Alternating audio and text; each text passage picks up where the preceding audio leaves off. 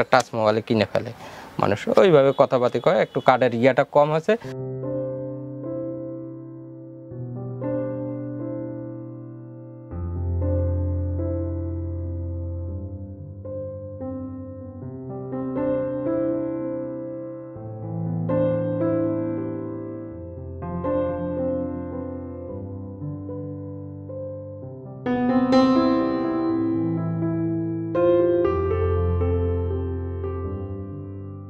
আশপাশে 3টে দোকান ছিলাম, হাইস্কুল, এই হল মার্কেট, আর্টসিস, তারা সবাই ছিল।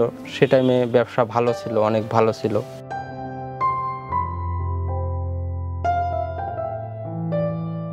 আগের হিসাবে মোবাইল টোবাইল একটু কম ছিল, টাচ মোবাইল ছিল। এখন তো অনেক কিছু আপডেট হয়েছে, নতুন নতুন নতুন ডিজিটাল অনেক কিছু হাতের মুঠোয় পাওয়া যায়, সব কিছু দেখা যায়। মোবাইল আছে, অনেক কিছু পাওয়া যায়। আগে মেসেঞ্জার, হোয়াটসঅ্যাপ, এই ভাইবার, তারপর ইমো, এগুলিতে সেটিং করে কথা বলে, বলে, দেখা যায় সরাসরি কথাবার্তা হয়। আগে তো এতটা ছিল না। টাচ মোবাইল, একটা মোবাইল কিনতে গেলে 20-25 হাজার, 30 হাজার, 40 হাজার টাকা লাগতো, তখন তো এত লাগতো না।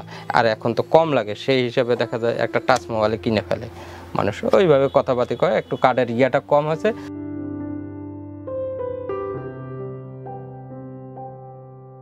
আমাদের স্পেশাল অনেক কিছু, মানে গিফট মানে কার্ড পাওয়া যাইত, গিফট ব্যাগ পাওয়া যাইত।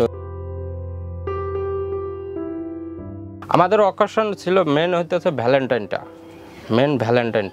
আমরা ভ্যালেন্টাইনটা সবসময় করতাম। তারপরেও আমাদের মাঝখানে আমাদের এগুলার পুতুল, আমরা পুতুলের দোকানটা আমাদের জমজমাট ছিল এক সময়, 2008, 10, 11, 12, তারপর থেকে একটু কমে গেছে।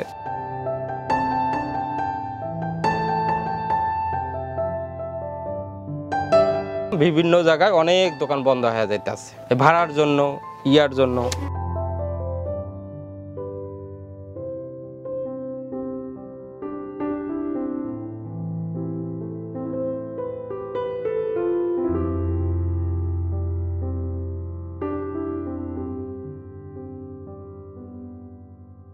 সংবাদ, ফিচার ও অনুষ্ঠানের জন্য ভিজিট করুন সংবাদ প্রকাশের ওয়েবসাইট এবং যুক্ত থাকুন ফেসবুক পেজ ও ইউটিউব চ্যানেলের সঙ্গে।